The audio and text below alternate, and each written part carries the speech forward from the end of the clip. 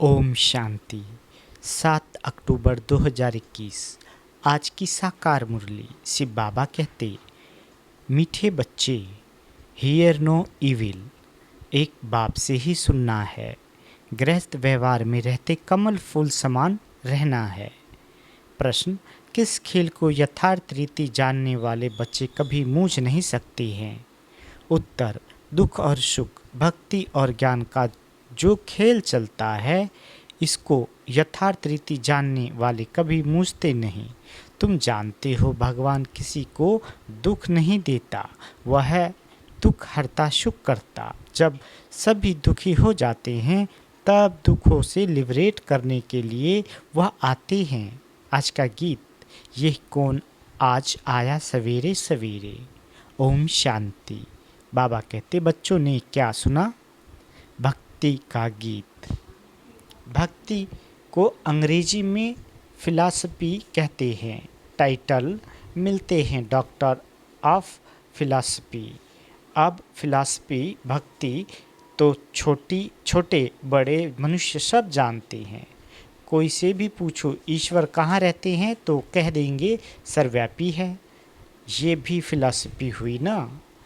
अब शास्त्रों की कोई भी बात बाप नहीं सुनाते। कोई भी भक्त को ज्ञान सागर नहीं कहेंगे। ना उनमें ज्ञान है, ना ज्ञान सागर के बच्चे हैं। ज्ञान सागर बाप को कोई नहीं जानते हैं, ना अपने को बच्चा समझते हैं। वह सब भक्ति करते हैं भगवान से मिलने के लिए, परंतु भगवान को जानते नहीं तो भक्ति से क्या फ़ायदा होगा। बाबा कहते, बहुतों को यह टाइटल मिलता होगा डॉक्टर ऑफ फिलॉसफी। उन्हों की बुद्धि में तो एक ही बात है कि ईश्वर सर्वव्यापी है, उसको फिलॉसफी समझते हैं। इससे ही गिरते आए हैं। इसको कहा जाता है धर्म ग्लानि। हम कोई भी मनुष्य से शास्त्रों का कुछ वाद विवाद नहीं कर सकते। हम कोई मनुष्य से पढ़े हुए नहीं हैं, और सब मनुष्य द्वारा पढ़े हुए होते हैं। बाबा कहते, वेद शास्त्र आदि सब मनुष्य से ही पढ़ते हैं, बनाए भी मनुष्य ने है। तुमको तो ये ज्ञान सुनाने वाला है एक ही रूहानी बाप। वह एक ही बार आकर समझाते हैं। अब हमको कोई मनुष्य से कुछ भी सीखना नहीं है। तुमको अब स्पिरिचुअल बाप से ही सुनना है। सुनने वाले हैं रूहानी बच्चे, आत्माएं। वह सब मनुष्य को सुनाते हैं। ये है रूहानी बाप का ज्ञान, वह है मनुष्य का ज्ञान। यह बाबा भी साकार मनुष्य है ना। बोलो, रूहानी बाप इस द्वारा सुनाते हैं।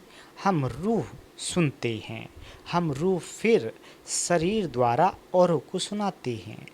ये है रूहानी ज्ञान। बाकी सब है जिस्मानी भक्ति में। जिस्म की पूजा करते हैं। बाप कहते हैं, तुम अपने को मनुष्य या भक्त न समझो, अपने को आत्मा समझ मुझ बाप को याद करो। तुम आत्माएं भाई भाई हो। गाया हुआ भी है, आत्मा परमात्मा अलग रहे बहुकाल। सुंदर मेला हो गया जब सतगुरु मिले दलाल। तो हमको कोई भी मनुष्य सुनना नहीं है। कोई सवाल पूछे तो बोलो, हमारा कोई शास्त्रों का ज्ञान नहीं है। हम उसको फिलॉसफी कहते हैं, अर्थात भक्ति मार्ग का ज्ञान है। सदगति देने का ज्ञान सिर्फ एक बाप ही देते हैं। सर्व का सदगति दाता एक ही गाया हुआ है। तो तुम बच्चों को कोई से डिबेट नहीं करनी है। बाप कहते हैं, ज्ञान की अथॉरिटी ज्ञान सागर मैं हूँ। मैं तुमको कोई शास्त्र आदि नहीं सुनाता हूँ। हमारा यह है रूहानी ज्ञान, बाकी सब है जिस्मानी ज्ञान। वह सत्संग आदि सब भक्ति मार्ग के लिए हैं। ये रूहानी बाप बैठ रूहों को समझाते हैं। इसलिए देही अभिमानी बनने में बच्चों को मेहनत लगती है। हम आत्माएं बाप से वर्षा लेती हैं। बाप के बच्चे जरूर बाप की ही गद्दी के वारिस होंगे ना। लक्ष्मी नारायण भी देहधारी हैं। उनके बच्चे जिस्मानी बाप से वर्षा पाते हैं। यह बात ही न्यारी है। सतयुग में भी जिस्मानी बात हो जाती है। वहाँ ये नहीं कहेंगे कि रूहानी बाप से वर्षा मिलता है। देह अभिमान को तोड़ना है। बाबा कहते हम आत्मा हैं और बाप को याद करना है। यही भारत का प्राचीन योग गाया हुआ है। याद अक्षर हिंदी का है तो यह नॉलेज तुमको अभी कौन देते हैं? यह कोई मनुष्य नहीं जानते हैं। जन्म जन्मांतर मनुष्य मनुष्य से बात करते आए हैं। अभी रूहानी बाप रूहानी बच्चों से बात करते हैं, रूह सुनाते हैं। इसलिए इसको रूहानी स्पिरिचुअल नॉलेज कहा जाता है। गीता को भी वह स्पिरिचुअल नॉलेज समझते हैं, परंतु उसमें नाम कृष्ण देहधारी का डाल दिया है। बाप कहते हैं कि कोई भी मनुष्य में ये नॉलेज हो नहीं सकती। कभी भी कोई तुमसे डिबेट करते हैं तो बोलो यह है तुम्हारा भक्ति का ज्ञान, मनुष्य के बनाए हुए शास्त्रों का ज्ञान। सत्य ज्ञान तो एक ज्ञान सागर बाप के पास ही है। वही खुद नॉलेज दे रहे हैं। उन्हें सुप्रीम बाप कहते हैं। पूजा भी उस निराकार की होती है। अगर कोई निराकारियों की पूजा होती है तो वह भी उनके बच्चे ही हैं। मिट्टी का शालिग्राम बनाकर पूजा करते हैं, रुद्र यज्ञ रचते हैं। तुम जानते हो वह परमपिता परमात्मा निराकारी दुनिया में रहते हैं। हम आत्माएं भी वहाँ रहती है। वह ज्ञान का सागर आकर ज्ञान सुनाए सबकी सद्गति कर देते हैं। वह है पड़े रहने वाला परमपिता परमात्मा। सभी आत्माएं ब्रदर्स को पाठ मिला हुआ है जो फिर शरीर धारण कर भाई बहन बनते हैं। आत्मा सब एक बाप के बच्चे हैं। आत्मा जब शरीर धारण करती है तो स्वर्ग में सुख, नरक में दुख को पाती है। यह कोई होता है, ये बाबा कहते ये क्यों होता है समझाया जाता है। ज्ञान और भक्ति वह है दिन, वह है रात। ज्ञान से सुख, भक्ति से दुख, ये खेल बना हुआ है। ऐसे नहीं कि दुख सुख सब भगवान ही रचते हैं। भगवान को बुलाते ही तब है जब दुखी होते हैं। समझते हैं वह सुख देने वाला है। फिर जब सुख का समय पूरा होता है फिर रावण 5 विकारों के कारण दुख शुरू होता है। यही खेल है जिससे यथार्थ रीति समझना है। बाबा कहते इससे ही रूहानी ज्ञान कहा जाता है। बाकी है सब जिस्मानी ज्ञान, वह सब सुनने नहीं चाहते हैं।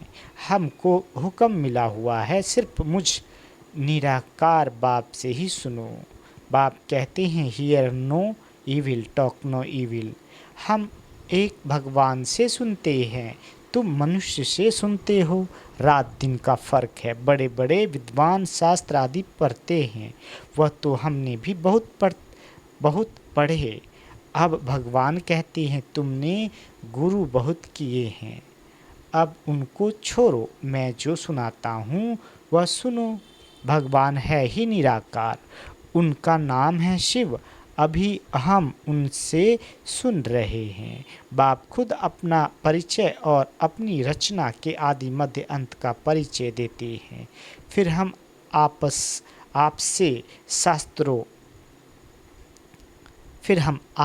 शास्त्रों आदि की बातें सुने ही क्यों? हम आपको रूहानी नॉलेज सुनाते हैं। सुनना हो तो सुनो, मुझने की तो कोई बात ही नहीं। सारी दुनिया है एक तरफ और तुम कितने थोड़े हो। बाबा कहते बाप अब कहते हैं मुझे याद करो तो तुम्हारे ऊपर जो पापों का बोझा है वह उतर जाएगा और तुम पवित्र बन जाएंगे। जो पवित्र बनेंगे वही पवित्र दुनिया का मालिक बनेंगे। अभी पुरानी दुनिया बदलनी है, कलयुग के बाद सतयुग आना है। सतयुग है पावन दुनिया। कलयुग में ही मुझे बुलाते हैं कि आकर पावन दुनिया बनाओ, सो मैं अब आया हूँ। बाबा कहते माँ में कम याद करो, अब दुनिया बदल रही है, ये अंतिम जन्म है। इस पुरानी दुनिया में आसुरी राज्य खल्लास हो, राम राज्य स्थापन हो रहा है। इसलिए अब अंतिम जन्म गृहस्थ व्यवहार में रहते कमल फूल समान पवित्र बनो। ये भी विषय सागर है ना, कमल फूल पानी के ऊपर रहता है, तो अब तुम गृहस्थ व्यवहार में रहते कमल फूल के समान पवित्र बनो। तुम बच्चे जानते हो हम राजाई स्थापन कर रहे हैं, अभी सारी दुनिया बदलनी है। वह धर्म स्थापक सिर्फ अपना अपना धर्म स्थापन करते हैं। पहले वह पावन होते हैं, फिर पतित बनते हैं। सतयुग तो एक ही सद्गति दाता है, सतगुरु तो एक ही सद्गति दाता है। मनुष्य गुरु करते ही तब है जब सद्गति में जाना चाहते हैं।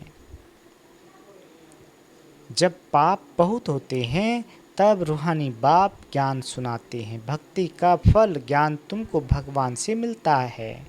भगवान कोई भक्ति नहीं सिखलाते हैं, वह तो ज्ञान देते हैं। कहते हैं माँ में कम याद करो तो तुम्हारे विक्रम विनाश होंगे और कोई पावन बनने का रास्ता ही नहीं। नई दुनिया में सब सब स्वर्गवासी थे, अब पुरानी दुनिया में सब नरकवासी है। इसलिए बाप कहते हैं कि मैं सबका उद्धार करने आता हूँ, मैं ही आकर रूहानी ज्ञान देता हूँ। बाप अपना परिचय दे रहे हैं, मैं तुम्हारा बाप हूँ। अभी ये है नरक, नई दुनिया को स्वर्ग कहा जाता है। ऐसे कैसे कहेंगे कि यहाँ ही स्वर्ग नरक है? जिनको बहुत धन है वह स्वर्ग में है। स्वर्ग तो होता ही है नई दुनिया में, यहाँ स्वर्ग कहाँ से आया?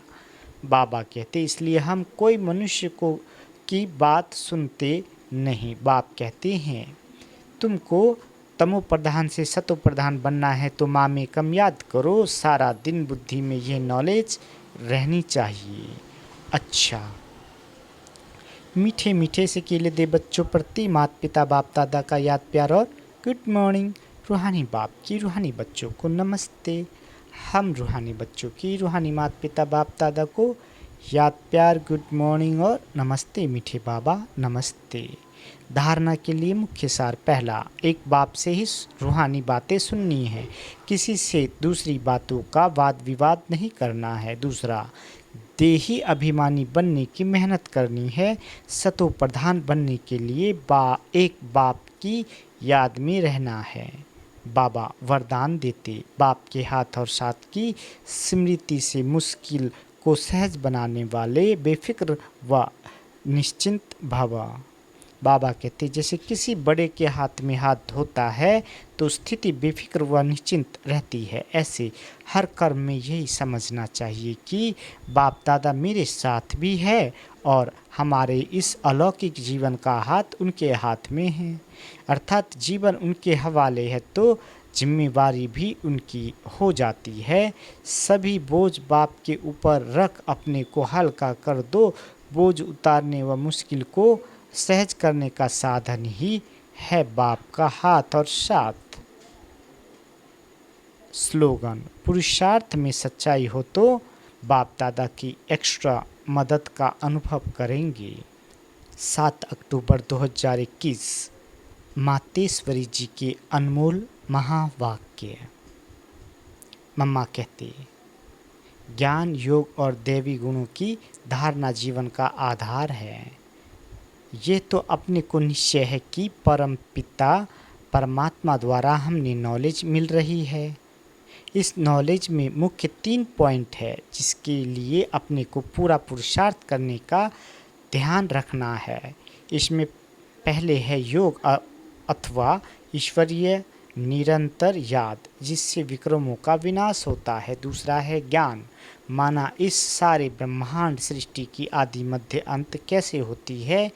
जब ये नॉलेज हो तब ही इस लाइफ में प्रैक्टिकल चेंज आ सकती है और हम भविष्य प्रारब्ध अच्छी बना सकते हैं। तीसरी पॉइंट है क्वालिफिकेशन, तो हमको सर्वगुण संपन्न 16 कला संपूर्ण अवश्य बनना है, तब ही देवता बन सकते हैं। तो अपने आप को चलते फिरते खाते पीते इन तीनों पॉइंट पर ध्यान देना जरूरी है। इस एक ही जन्म में ज्ञान बल, योग बल और दैवी गुणों की धारणा की जाती है। तीनों का आपस में कनेक्शन है। ज्ञान बगैर योग नहीं लग सकता और योग बगैर दैवी गुणों की धारणा नहीं होती। इन तीनों पॉइंट पर सारी जीवन का आधार है, तभी विक्रमों का खाता खल्लास हो, अच्छे कर्म बनते हैं। इससे ही ईश्वरीय जीवन कहा जाता है। दूसरा, भारत का प्राचीन योग परमात्मा द्वारा सिखाया हुआ है। मम्मा कहते अपना ये ईश्वरीय योग भारत में प्राचीन योग के नाम से मशहूर है। इस योग को अविनाशी योग क्यों कहते हैं? क्योंकि अविनाशी परमपिता परमात्मा द्वारा सिखाया गया है। भल योग और मनुष्य आत्माएं भी सिखाती है, इसलिए योग आश्रम वगैरह खोलते रहते हैं, परंतु वो प्राचीन योग सिखला नहीं सकते। अगर ऐसा योग होता तो फिर वो बल कहाँ? भारत तो दिन प्रतिदिन निर्बल होता जाता। इससे सिद्ध है वह योग अविनाशी योग नहीं है। जिसके साथ योग लगाना है वह खुद ही सिखला सकता है, बाकी औरों से तो योग लगाना ही नहीं है, तो फिर सिखलाएंगे कैसे? यह तो स्वयं परमात्मा ही कार्य कर सकता है, वही हमें पूरा भेद बता सकता है। मम्मा कहते बाकी तो सब तरफ कहते रहते हैं हम योग सिखलाएंगे, यह तो हम जानते हैं कि सच्चा योग तो खुद परमात्मा ही सिखाए। सूर्यवंशी चंद्रवंशी घराना व देवी राज्य स्थापन करते हैं। अब वो प्राचीन योग परमात्मा आकर कल्प कल्प हमें सिखलाते हैं। कहते हैं हे आत्मा, मुझ परमात्मा के साथ निरंतर योग लगाओ तो तुम्हारे पाप नष्ट हो जाएंगे। अच्छा, ओम शांति।